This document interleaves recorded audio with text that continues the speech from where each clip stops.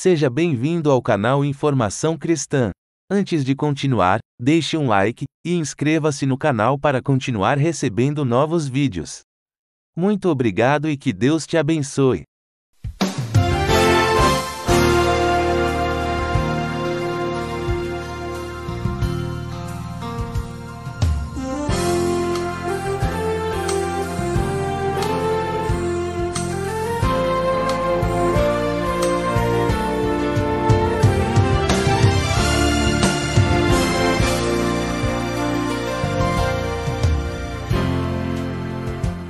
Talvez você tenha feito constantemente estas perguntas.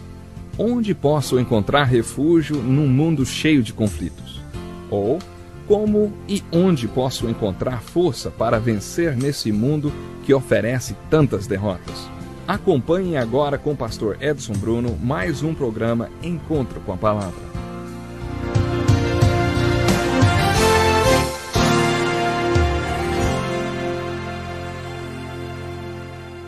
Bem-vindo para mais um programa Encontro com a Palavra. Esse programa é uma pesquisa de toda a Bíblia, livro por livro. Estamos estudando o livro de Êxodo e é nele que encontramos os 10 mandamentos. E em nosso estudo hoje eu gostaria de compartilhar com você algo que o apóstolo Paulo chama de o espírito da lei. Portanto, quero focalizar especialmente no estudo de hoje o espírito dos 10 mandamentos. Como continuamos a nossa pesquisa no Antigo Testamento, no livro de Êxodo, nós temos focalizado o desenvolvimento do povo hebreu. Primeiro observamos o problema que o povo de Israel teve, depois focalizamos o profeta que libertou-os desse problema. Também observamos a manifestação do grande poder de Deus no livro de Êxodo. Temos olhado um pouco para a Páscoa, o grande sacramento que é o coração da libertação, ou a salvação do povo hebreu. Na sessão de hoje, eu gostaria de olhar com você para a profecia que encontramos nesse livro. O livro de Êxodo é classificado como o livro da lei, porque existem muitas leis. Aliás, assim como o Êxodo também nós temos Levíticos, Deuteronômio, e todos estão repletos de leis. Quando Moisés foi para o Monte Sinai em 3 diferentes ocasiões para jejuar por 40 dias e 40 noites pedindo a Deus palavras pelas quais ele pudesse governar e liderar os filhos de Israel, o Senhor deu-lhe o que é chamado de a Lei de Moisés.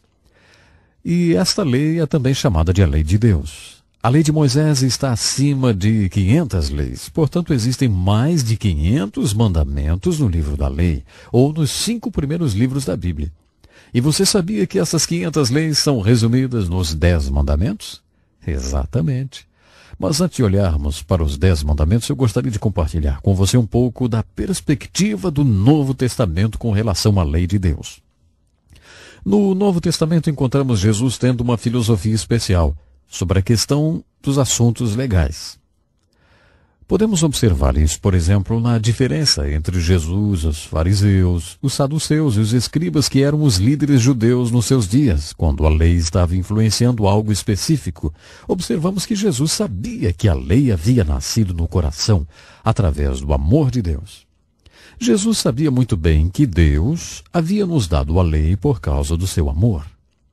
Dessa forma, ele sabia que a lei estaria sempre sendo uma expressão do amor de Deus para os homens, e esta lei trabalharia sempre para o bem dos homens. Jesus colocou esta lei sobre o prisma do amor de Deus antes de aplicá-los na vida das pessoas. Fato é que os fariseus, saduceus, escribas não fizeram isso. Eles legalisticamente lançaram aquele livro da lei para o povo. Jesus nunca tinha perdido a visão para o fato de que Deus tinha um propósito quando deu aquelas leis para o povo. Quando ele deu a lei do sábado, por exemplo, e muitos deles estavam fazendo disto um mandamento sagrado, como ter o sábado como um dia santo, Jesus sabia que o propósito da lei do sábado era para o bem do homem. Então, deliberadamente, Jesus quebrou aquela lei. Quebrou para chamar a atenção dos líderes religiosos para o fato de que aquela lei, de modo que estava sendo observado, tinha sido feita pelo homem.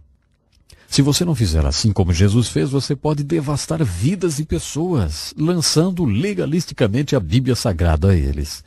A Bíblia não pode jamais ser usada por esse caminho.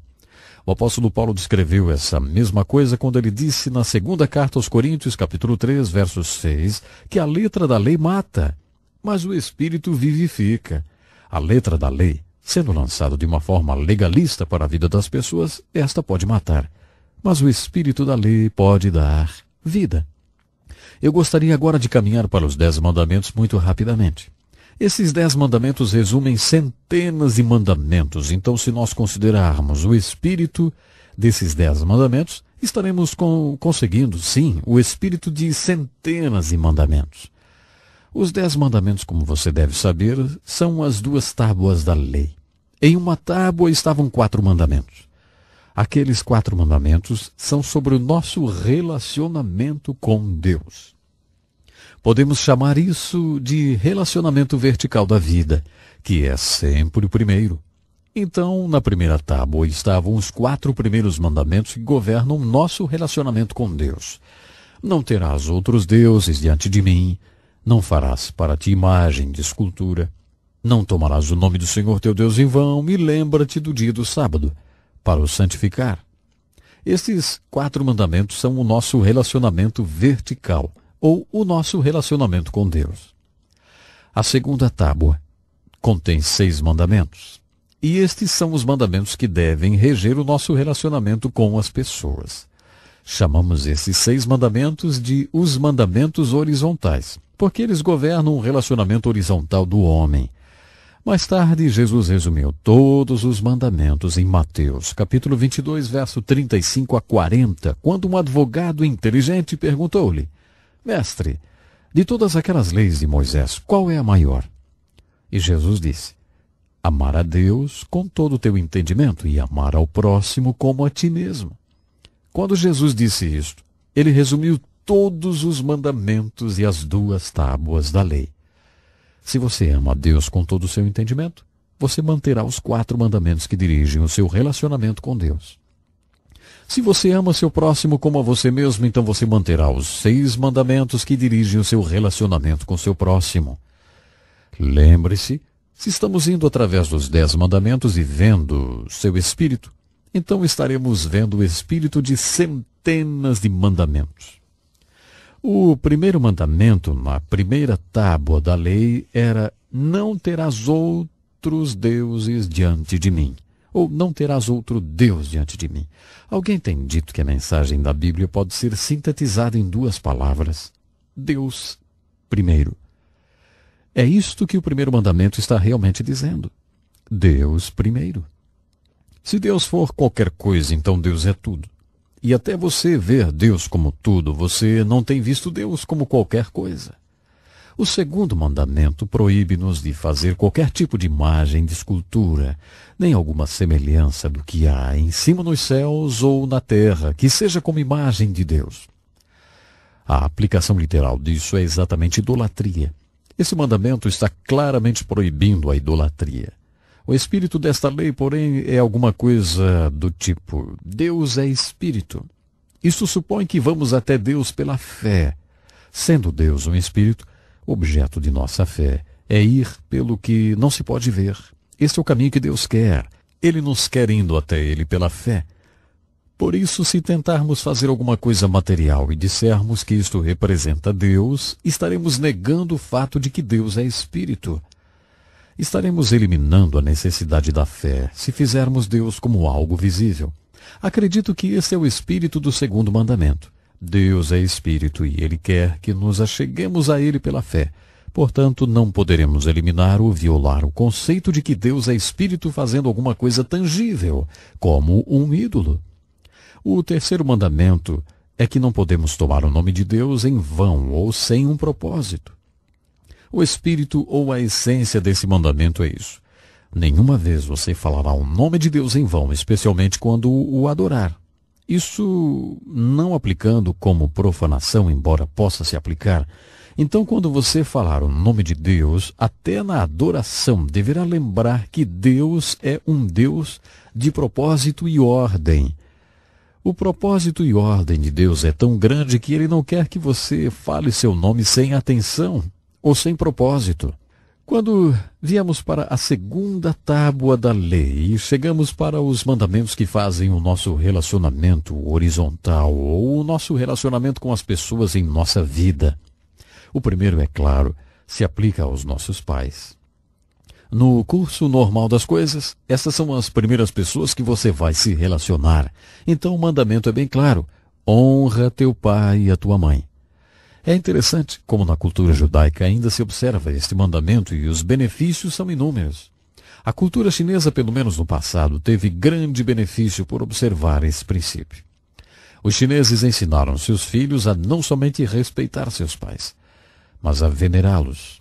Havia a adoração dos antepassados, mas parte desta adoração era aquela que os filhos já tinham feito antes de os pais entrarem para outra dimensão.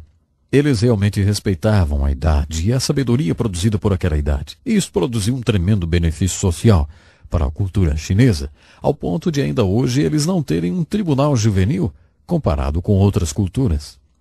Este mandamento tem uma promessa: se você honrar o seu pai e sua mãe, seus dias serão longos na face da terra. Infelizmente, existem pessoas que estão nas prisões, pessoas que têm tido suas vidas ceifadas, porque ninguém nunca lhes falou este mandamento, ou como ele é importante. Observe que ele diz: honra teu pai e tua mãe. Não está dizendo apenas para obedecer os pais. Nas Escrituras encontramos um recado que diz: filhos, obedecei a vossos pais.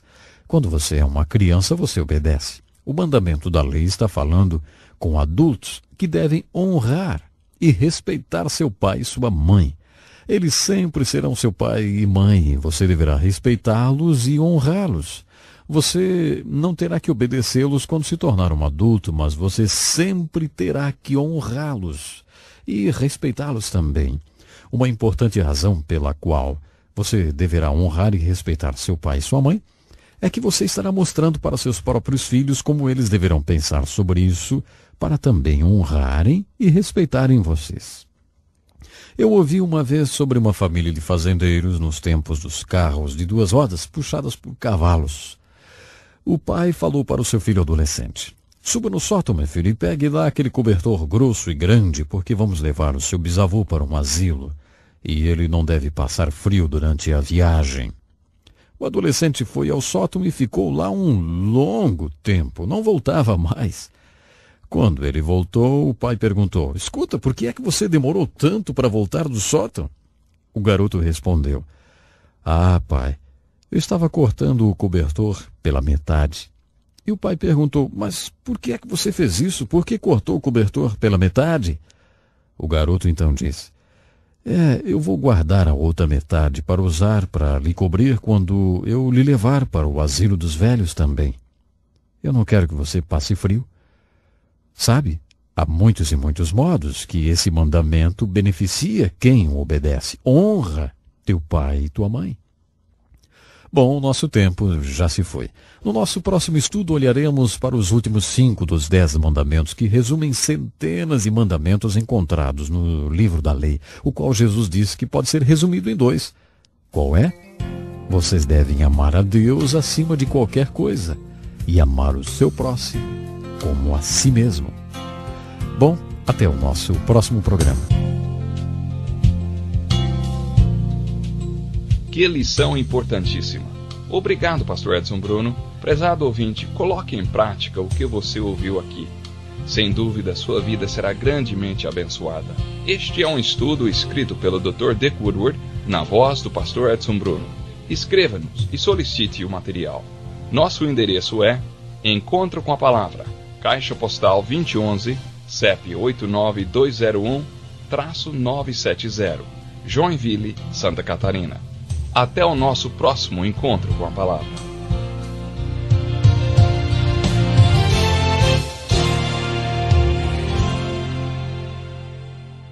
Obrigado por ter assistido um vídeo do nosso canal Informação Cristã. Esperamos que ele tenha edificado a sua vida e também da sua família. Pedimos que por favor se inscreva no nosso canal, dê um like e compartilhe esse vídeo para o maior número de pessoas, para que elas também sejam edificadas e alcançadas pela palavra do nosso Deus. Que Deus te abençoe e até o próximo vídeo.